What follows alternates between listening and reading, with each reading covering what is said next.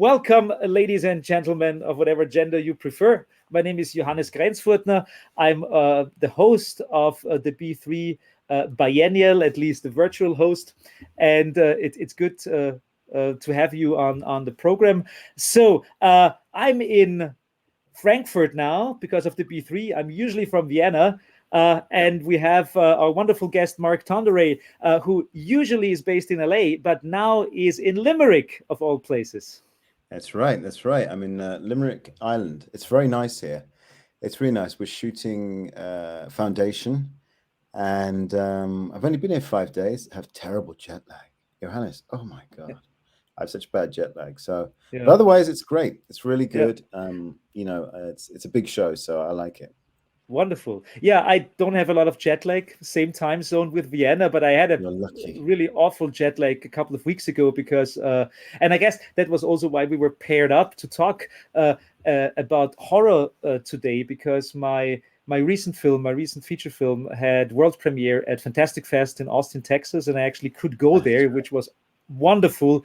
I mean, you as a filmmaker, you probably also appreciate the possibility to have your world premiere in front of a live audience and not a virtual streaming because of COVID and stuff like that. So I really actually could go to Texas, to Austin, and meet some people. So that was really, really lovely. And I think that's why Katarina, the creative head of B3, had this idea of like, maybe it's good that Johannes and Mark talk about scary people. But you know what? That's a great thing to, when you see your film in front of a live audience, it's nothing better, And I really, obviously my last film, we had to screen it virtually. We tested it virtually. I've never seen it in front with a live audience, and it's sad, It's that's sad, very sad, yeah. So I'm glad that you got that opportunity, because that's why we do it, Absolutely, yeah. I mean, of course, it is. You make a film, and it hopefully will be living forever in some form, in some format. People will watch it at home. People will watch it on big screens. But I mean, for the opening, like in every like that's why it's called theater in the English language. It is a form of theater, and there are live people, and you see them react to what you did, and this is just like wonderful. Well, I agree, and I feel really strongly that like, cinema is almost like our version of communal. We all sort of go, and we all sort of meet up, and then we all kind of like watch the screen.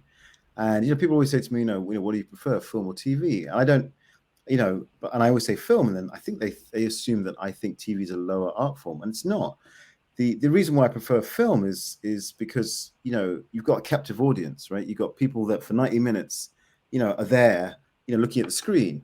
Obviously you get the exceptions. People take out their phones and blah, blah, blah. But the problem that I have with when you watch at home is, you can press pause. You can press pause. You can go and do this. Phone calls are coming in. The dog is coming in and out. And you sort of ruin that that sort of umbilical cord that you have with the viewer, that I think, film really fosters. Do you know what I mean? It's like, I just think there's this connection that you have with the audience that I think just really sort of moves them. I'm not saying that you can't be moved with TV and all those sorts of things, but when I think about the films that have really kind of influenced me, I saw them all on the big screen. I didn't see them on the small screen. I went to the cinema and I saw them, and so I hope film comes back. I hope that that it's always there. I think it will be. And I hope, if I'm honest with you, because I think what's really interesting about horror is, I would say arguably it's probably where the most interesting work is coming from. I think it's where people are really sort of putting out different allegories and really trying to sort of push different things more than any other genre. Do you know what I mean? And I think absolutely. It's so interesting that you see, if you first of all, I completely agree about there's a strange, maybe that's a very Austrian way of seeing it, but there is a certain form of surrendering to a product, to a director, to a certain view, if you're in a cinema. And you can't really do that if you're watching television, because you're kind of like in a dark room with a couple of other people.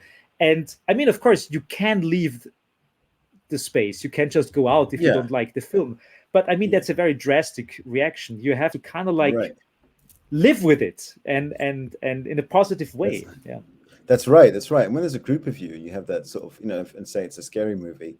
There's nothing like being in a room full of people that are scared, and screams and it's kind of, it's a ride, isn't it? So yeah, I'm with you. I love going to the cinema, and the cinema. It's interesting, isn't it? Because movies have been cornerstones of our lives. I remember where I was when I watched Inner Space, or Platoon, or or whatever it was. I remember where I was. I remember when I watched Rambo. I remember where I was, and I remember kind of who I was at those moments. A bit like how songs become the sort of soundtrack of your life. I think it's the same thing with movies. So so that's why for me, I really hope that doesn't stop. I mean, I won't. I don't remember where I was when I watched. I don't know the Tomorrow War, that Chris Pratt film, or which was I actually quite enjoyed. But I don't remember where I was when I watched. I'm trying to think of another Netflix film. Oh, I don't know. The one about the immortals that died, or I don't know what it was, but I don't remember where I was when I watched that. It wasn't something that I remember, and so that's why one of my big things is I really hope that it comes back, so it keeps being yardstones or yard posts in our lives, because it's important. Yeah, but I mean, seeing like yesterday when I had the German premiere here in Frankfurt, many people were in the cinema, like not specifically for my film, because we knew that it would, like, a small cinema would be enough, but people were like pouring in to see the new James Bond movie. And there is this hunger for, like, I'm not even saying that James Bond is like the now the trigger that everyone is like getting out of their homes to the cinema. Maybe it is, but there is a hunger for going back to the cinema, and I hope that you're right that cinema will return. I hope so. I really hope so. It's I've done both TV and cinema, and I just like the medium really sort of suits me, because in film, you've still got the director is still really the kind of voice, whereas in TV, it's not so much. In TV, it's the showrunner who's the voice, and so it's and then in TV, really a lot of these really big shows, they're kind of massive juggernauts. They're these big machines that just kind of like they kind of like set up, and they just go and they just kind of they just run by themselves, and they're great to do. Don't get me wrong. Pardon me. Yeah, you can. You can get crushed by it. Yeah, if you're not careful. You can, and and you're sort of doing something to a house style. So it's all very different. So I'm I love the last film I did. We were lucky. We got a release. But it's time to get the next one on, and that's it's hard. It's very hard. Yeah, absolutely. As you know. Yeah, I know. Yeah, absolutely. But let's jump back. So how did you actually get into the television and movie business? Because I read a little bit about your pre-story, but you started as a DJ, and like starting as a DJ and then ending up in film and television. That's kind of like a weird trajectory. How did that happen? Yeah. No, I was at architecture school, and I got this job application for the BBC, and so I was like, okay, I knew I wasn't going to do architecture, just because everything that I drew, nothing stood up. And so they said to me, that my lecturer said, look, you should try this job with the BBC. So I got this job at the BBC, and then I got really frustrated. Music industry is a very hard industry to be in. It's probably more ruthless than the film industry is, I think, because it just is. And I remember thinking, when I was doing the music radio, I remember thinking, I don't want to be playing people's records. I want to be making people's records. And so I got a bit sort of really just frustrated with it. And then I started to just sort of do comedy, and then I joined the BBC, the Light Entertainment Radio, and they train me in how to sort of like do comedy. And then from there I sort of went into TV, and then eventually went into film. But the film side of it took forever to get off the ground, because the world's changed now, which is really great. If I'm honest with you, the way that the world has changed was really great. But I remember that my early films, I couldn't put people of my color in a film. I couldn't write about me, you know what I mean? Because no one would make them. Literally, no one would make them. People would say, "Well, we can't take this film," and so I had to, like, my first film, is about me, but it's played by a white guy because there was no way they were gonna make that film. And like I said, that's changed now. That's definitely changed now, and it's kind of, and so the world's different. But it was really, really hard, and it's still really hard. It's still, again, as you know, it's really hard to get a film made. It's even hard to get a film released. And it's one of those things where people keep sort of saying to me, oh, there's Netflix, there's this, there's that, there's blah, blah, blah, blah. Well, if you want theatrical, it's hard, right? You got to get someone that's going to put the money to put your films out in theaters. That's a lot of money, you got to compete against, the Marvel films. It's like it's like it's really hard. It's a really hard thing to do. But like I said, I love it, and this is all I've ever done. I've never done anything else, and I feel really lucky. I feel lucky, man, Johannes, to do this every day. I'm like, oh my God, oh yeah, I can, yeah, absolutely. What I mean? And it's weird because there is this democratization of filmmaking now. Like we all have like a thing in our pockets, and it's like a 4K camera and stuff like that. Right. I couldn't have dreamed about having something like that in the 90s when I did short films and stuff like that. And at the same time, but it seems that the gatekeepers are still very gatekeepy at their job. Yeah. And I find that always like a little bit frustrating because I see so many young people and also people who, like, for example, started as artists like myself and then went into filmmaking. There is still these glass ceilings everywhere, and I can't believe that they're still there because everything got cheaper. But in the end, it did not get cheaper because I don't know, people just want to make money. Right. No, that's what it comes down to, doesn't it? I mean, it's I was reading a report I don't know when it was, but I was reading a report that sort of said, would A Quiet Place and Fast and Furious be made now, right? Do you know what I mean? As original films, if they didn't have those, when Emily Blunt signed on for A Quiet Place, that was it. It just got greenlit automatically. But they were like, would these ideas really have got off the ground if they hadn't had, if they hadn't had all these sorts of people now in today's climate? Because they're original IPs. They're not based on books or comic books or all those sorts of things. And so for me, there's a real, don't get me wrong, I like a good popcorn film as much as anybody else, but it seems to me that that it's really hard to get that seat at the table. But what's nice about horror is that it always does. I mean, the biggest film in the world right now is a horror film, right? It beat Ridley Scott's film, and it's doing really, really well, and that's a really good example to me of I was liken horror to like David and Goliath. If you've got a really good idea, and a lot of them are really good ideas. A lot of them are really good allegories for something else. They're not just scary films. They always work on a different level, And the guys that right at the top of the game that are doing it, it's always about something. Like Candyman was about something else. It wasn't about say his name 5 times in the mirror. That was part of it, but it was it was about gentrification. It was and it was it's about the past, and it was a good film, and I think she did a fantastic job. It was one shot in particular. I was like, God, that's great, So, for me, it's probably the most interesting place in which to tell stories, in which to tell. I call them wolf and sheep clothing stories, which are, there's a wolf inside a sheep. It's like you're actually saying absolutely. Something quite cutting and biting. I think that especially in horror, there is a lot of experimentation going on, and people can try out things. I mean, if you go back in the history of horror films, things that became standard in other genres and mainstream cinema were first tried in horror films. I mean, just thinking of like and that's technically speaking, I'm not even sure if it's a horror film, but if I take like something like David Fincher's Seven, and you see the opening sequence and how that opening sequence changed opening sequence of films pretty much forever. That there is this like strange experimental film embedded into this like horror thriller kind of thing and stuff like that.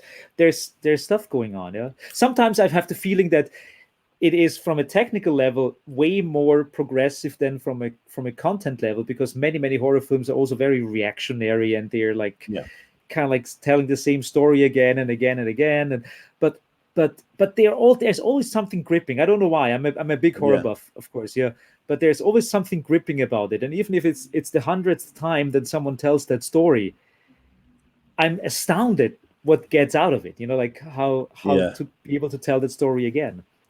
Yeah, and and what's so interesting, I knew that the only way that I was going to get a film made was if I made, a horror, it was a horror stroke thriller film. And that was the only way that I was going to get, anywhere on the map. After years and years and years of trying, it was the only way that I was going to get somewhere. And I knew that I was like, I had to do that. And it was any way, there was no way that, I was going to get a drama off the ground. I had to get a genre piece off the ground, and it had to be good, and it had to be, had to be strong and inventive and all those sorts of things. And that was kind of what I had to do. And it was, but again, it was just, it was just so tough. It was just, it was like, it was just such a arduous process to get there. But that film basically is why I'm here now. That film got me into America. The Americans saw it, and and it became a very expensive calling card. But it was my calling card. People saw the film, they liked the film, they liked what I was trying to do, and they were like, okay, let's get him in. What was there another project back at that time that you would have done, that you would have rather done than the film that you did? Jesus, that's a great question, Johannes. That is such a great question. Yeah, there is. I wrote a film that I'm still trying to get made now called Power Mike, which is basically a film about my childhood in Africa.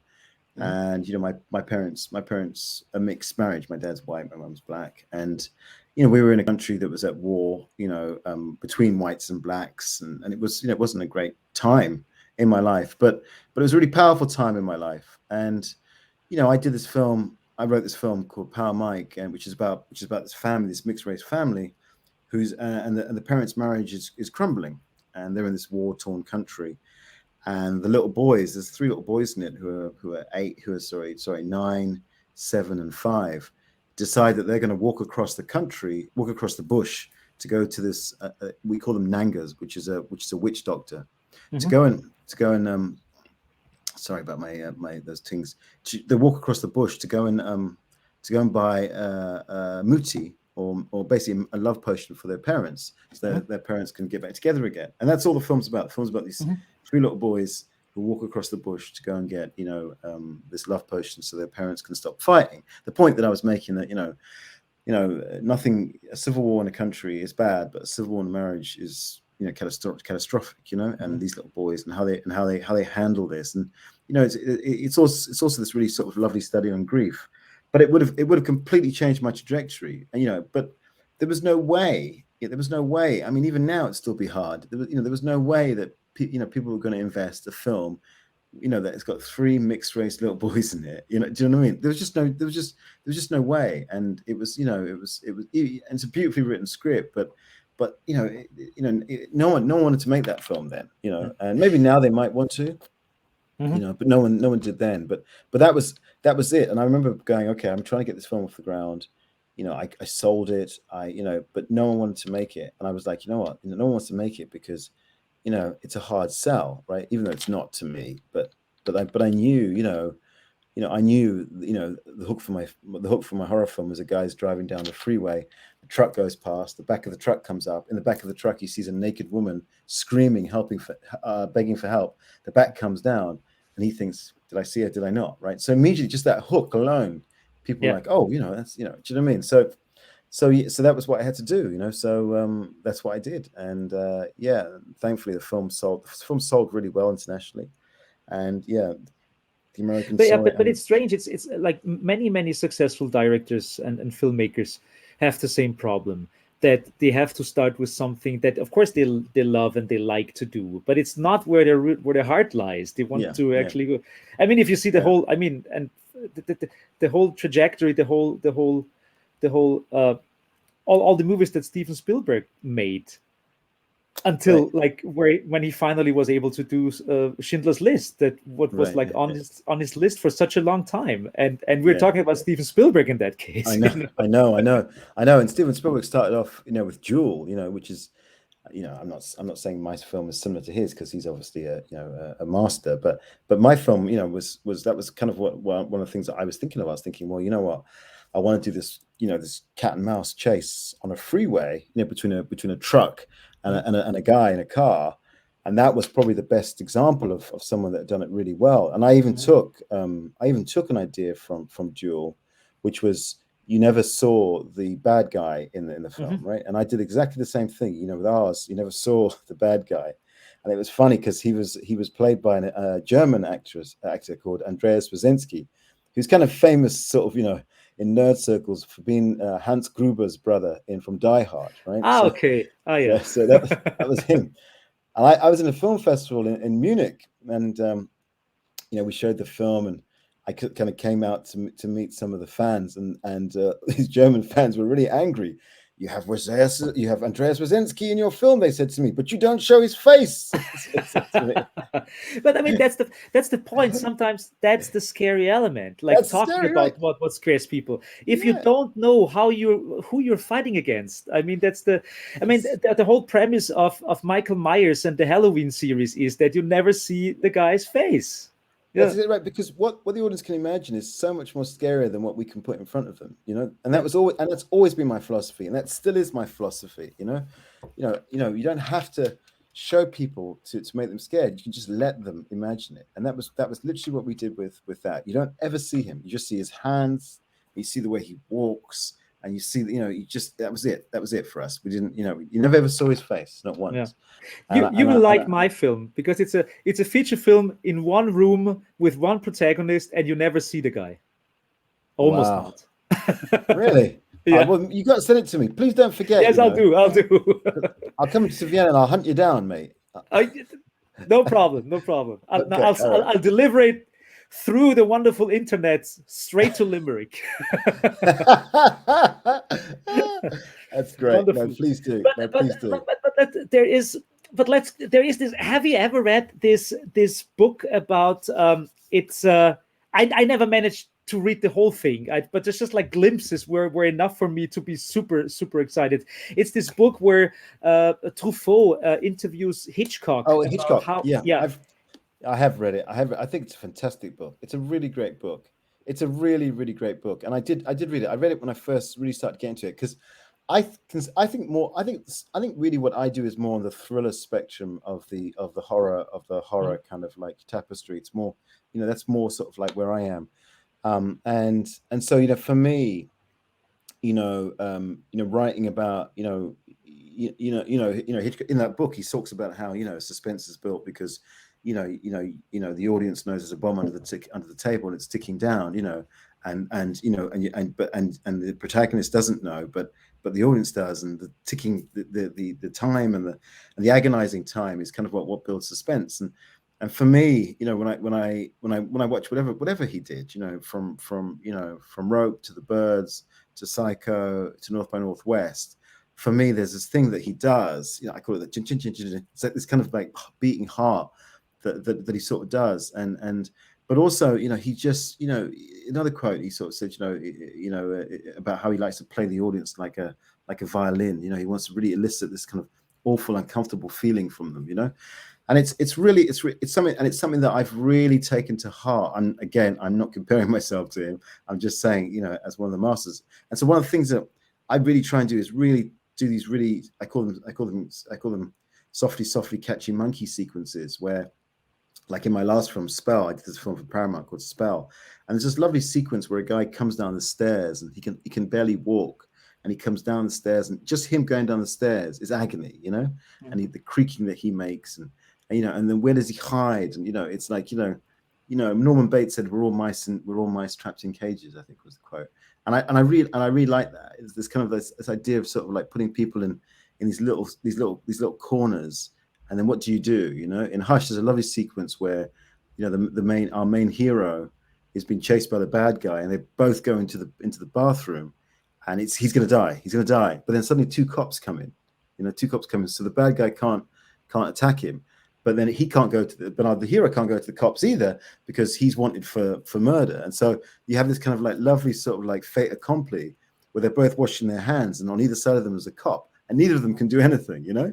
And it's just you know, and that is pure. That is a real pure homage to Hitchcock, you know, where you know, it's just so uncomfortable. The whole situation is so uncomfortable and so tense, but you really enjoy it. You know, you really enjoy it. And so, you know, I try really hard to make those sorts of scenes, and you know, that are these lovely sort of like almost kind of like Rubik's cube sort of like set pieces. You know. Yeah.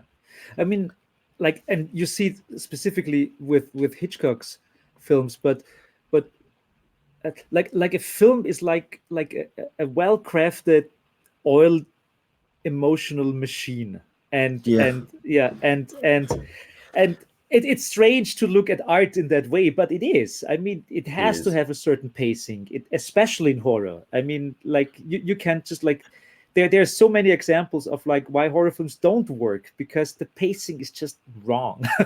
That's right. That's right. And it's so hard to do.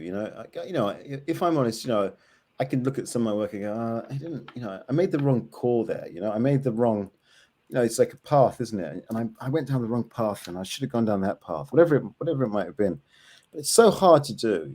It's so hard to kind of like, there's a quote I got on my desk at home, and it's like, it's a Kubrick quote, and he sort of says, it's a director's job a director is a taste machine, and it's his job to get as many of those decisions as right as possible. But it's so hard to get those decisions as possible, especially when you have financiers and all these different sort of people, breathing down your neck, And so that's why, for me, if you have something to say, something really profound to say that that you believe other people are going to gel with, or other people are going to feel, then I think that's when you've got something, And for me, Hush, which is, like I said, is about a guy who sees a naked woman in the back of a truck.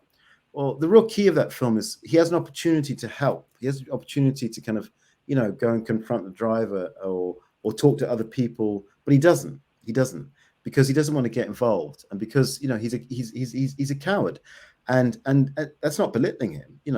When I pitched it to other people and said, "What would you do?" Some people would say to me, "No, I wouldn't get involved because I would pretend I didn't see it and stuff like this." And so very much I wanted to ask.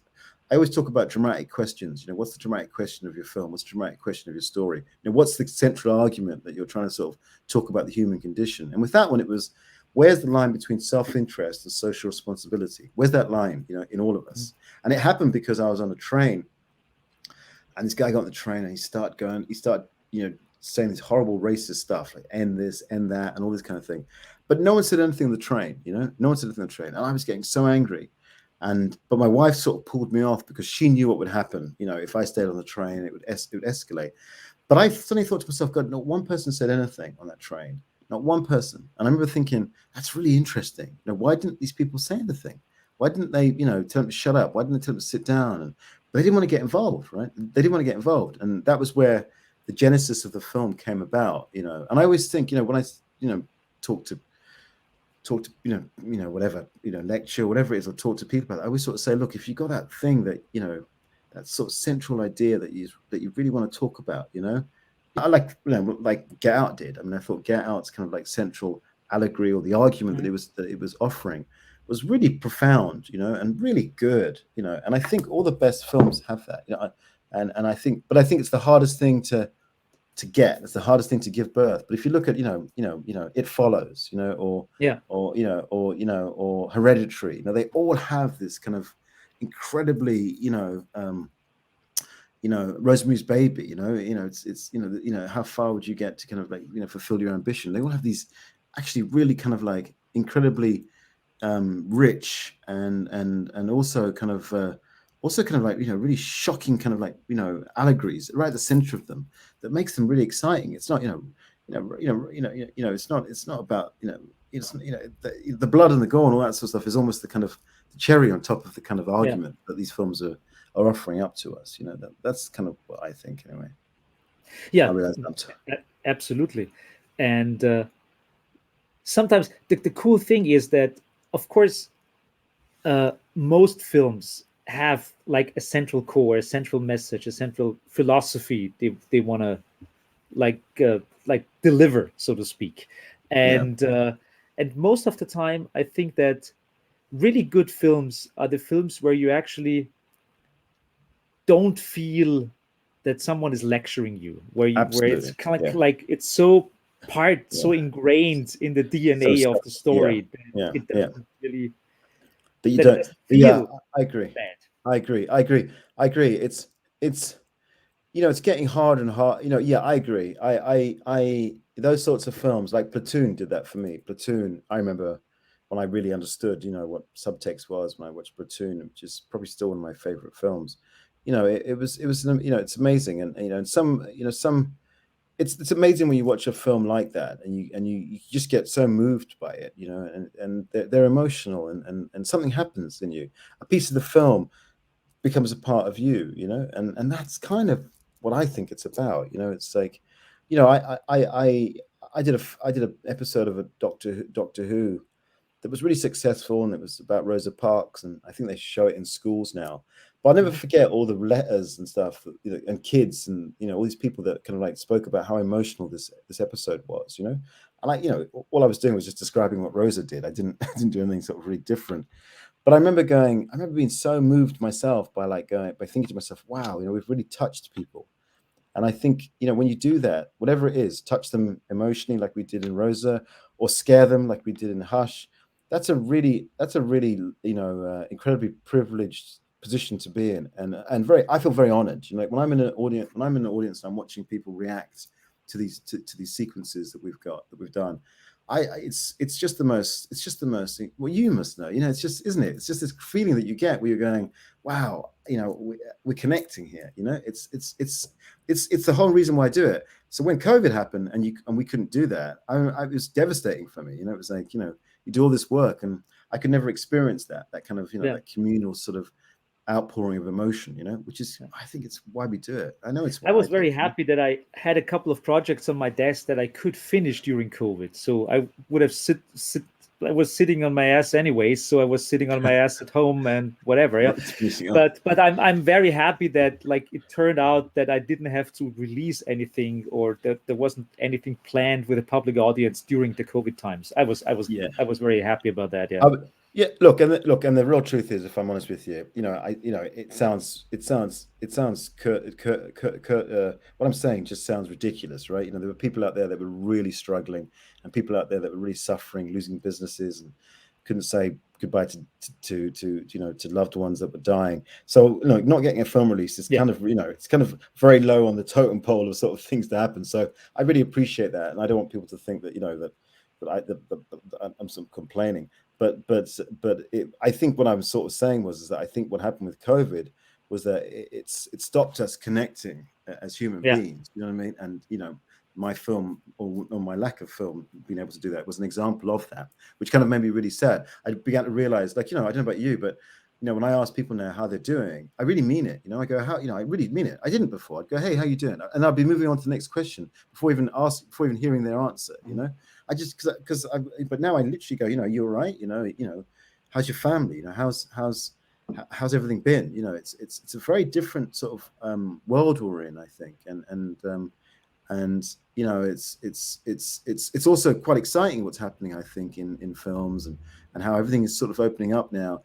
Be it if you're a woman, be it if you're LBG2, whatever, all these different things now. It's feeling now that that I'm not. I don't think gay people or black people or women are necessarily getting more jobs, but at least they're getting into the room, which they didn't before.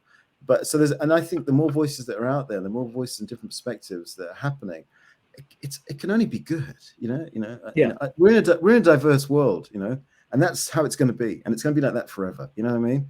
And we're going to, that's the beauty of what's happening, I think, at the moment.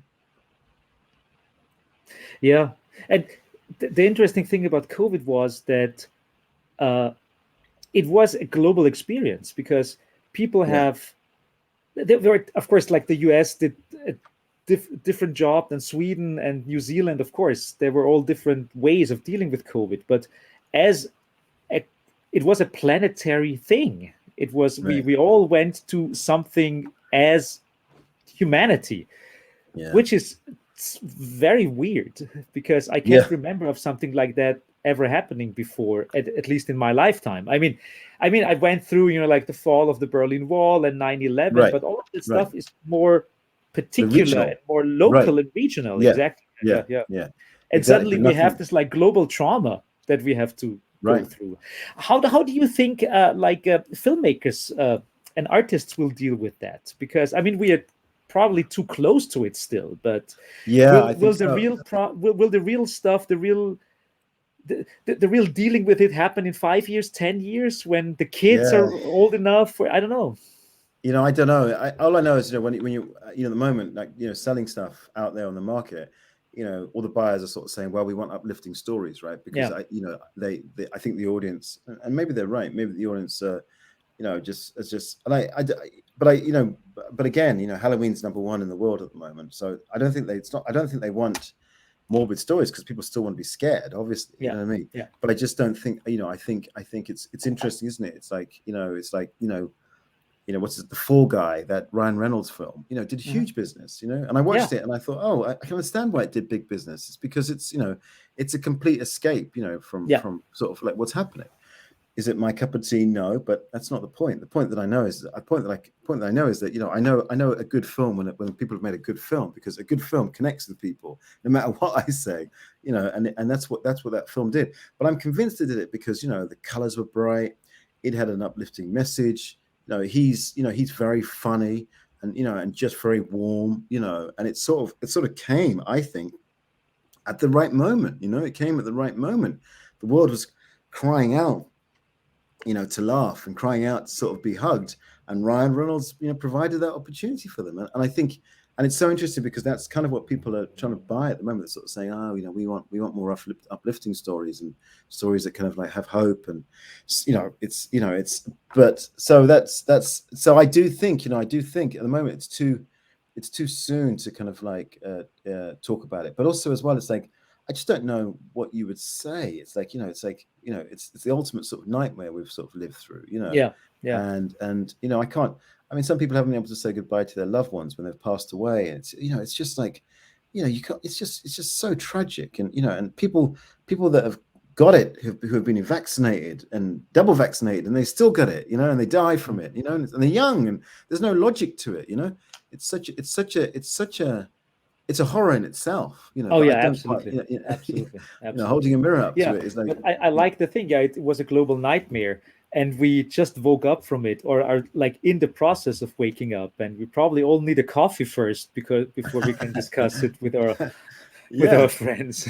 Yeah, no, exactly. No, you're right. It's it's a real you're absolutely right. I think that a lot. It's interesting. It's really interesting. There's a TV show that's just been cancelled by Hulu that's out here, called Why the Last Man, based on the comic book. And I started to watch it, and I started to watch it, and I felt the same way when I was watching it as I did when I watched Handmaid's Tale. It's like I just didn't want to be in this world of sort of like of people being horrible to each other, of people going into supermarkets and stealing things from each other, and because that's what we've been doing. That's what there was to a certain extent, that's what we sort of saw, especially when COVID first broke out. There was this kind of like real self-interest that everybody had.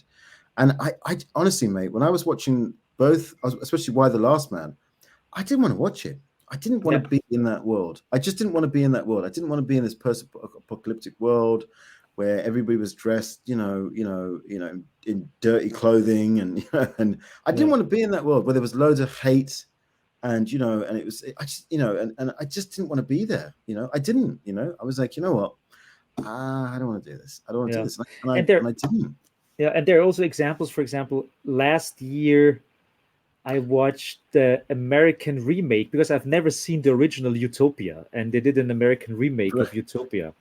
And it came out around the time when COVID started.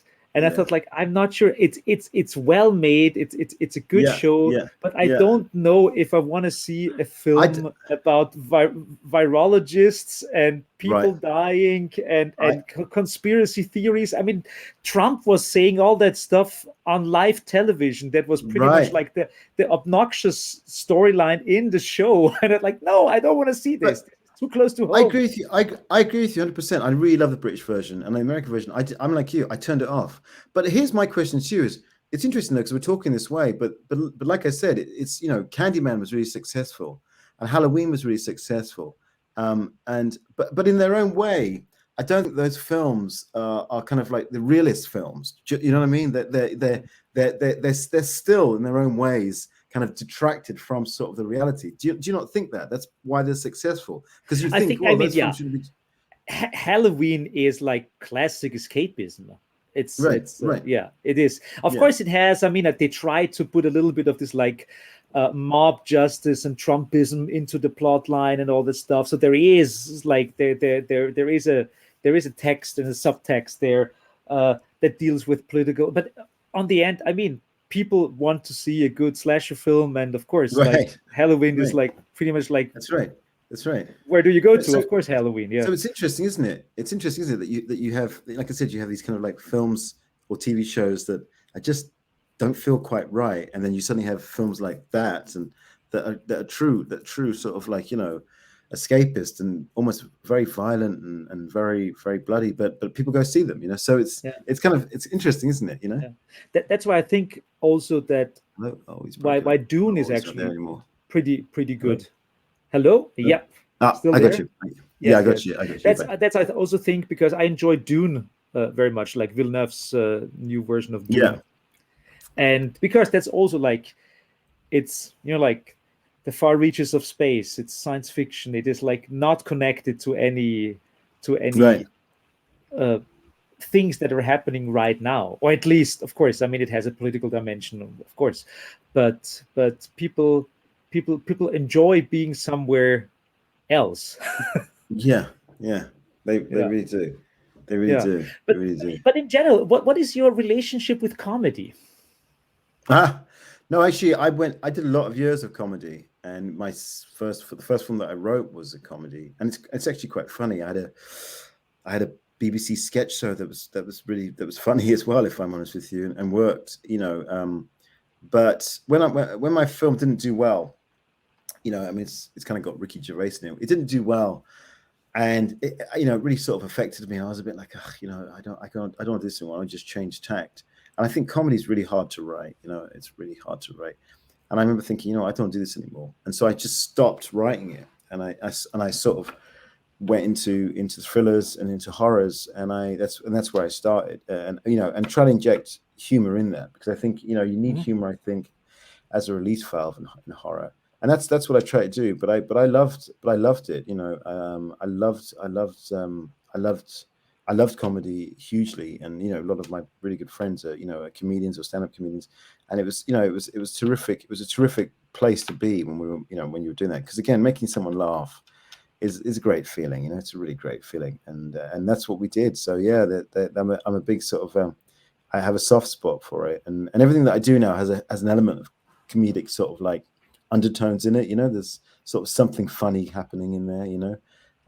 Even if it's just a little moment, you know, but that's what I try and do now, is try and sort of inflict it, because, you know, even dark stories, you know, need a little bit of light in them, just to release the audience. They can reset. You can't sort of ramp them. You sort of like have those little moments, and I like to use it like that, as a kind of like release valve, you know. And there's, you know, if you see Spell, there's a lovely sequence with a bird where we do that, you know, where it happens, and it's just funny, you know, it's just funny. What do you think, especially if like there might be some, you know, like young screenwriters there or young directors looking at our conversation? What is your number one recommendation for someone who wants to go into making films nowadays? What would you say? Again, that's a really great question. You know, I think my big thing is, when I talk to people that always want to go into it, I always sort of say to them, look, you know, why I really sort of say, look, you got to be honest. Why are you doing this? Why are you doing this? And I said, be really honest, you know. And you know, there's a book on David Fincher, and he talks about how he's never taught, but he always wants to go and teach, because he wants to have a room full of directors, and he points at one of them, and one of them stands up and he says, you tell me what your film's about. And the guy starts to talk, and Fincher says to him, no, shut the fuck up and sit down. He says the filmmaker is the guy that says, no, you shut the fuck up and sit down and listen, right? Do you know what I mean? Yeah. What, you know, and that sort of perspective, and that kind of sort of take on the world, and that voice, you know, is really, really important, you know. And it's, again, I feel, and this is my own personal opinion, that nowadays you can take a lot of films, you can cut them together, and you wouldn't know who shot it, or who, you know, people's voices. People don't have distinct voices anymore. You know what I mean? They get hired by studios, wherever it might be, and the studio is really the voice. You know, really. Let's be honest. You know, if I got hired to make a Marvel film, I wouldn't be making a Mark Tonderai film. I'd be making a Marvel film, right? Yeah. Do you know what I mean? That's the world that we kind of live in, right? and a Marvel film that's pretty controlled, and they've been successful. So there you go. They're going to keep doing that, and I'd love to sort of see these films be directed by auteurs who are just allowed to do what they do. You know what I mean? But then it'd be really, really, really kind of interesting. But the first thing I always say to people is I always sort of say, why are you doing this? What have you got to say? What have you really got to say? And what's your perspective? And why is it different? And why should I listen to it? And for me, then the most important thing for me is I think stamina outweighs talent in this game. You know what I mean? I think I know so many people keeping at it. Yeah. After all the rejections, and the rejections are awful and they're horrible, and you can write something for 3 years and you might not sell it, and then you got to start again, and it's really hard. But I think very much. I know there's people. There's our time clock. The time clock of the delivery. Yeah. And I think you just got to keep going.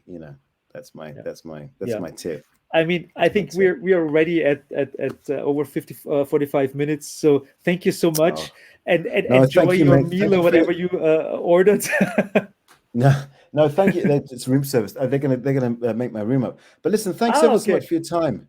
You're a lovely fella, mate. I really hope we can keep in contact. So thanks ever so much. Let's do that. Let's do that. So for all the people who watched us, thank you so much for listening our ramblings. And it was great to have this lovely conversation with you. So thank you so much. Bye bye. Oh, thank you, mate. Take care. Bye, mate. Bye.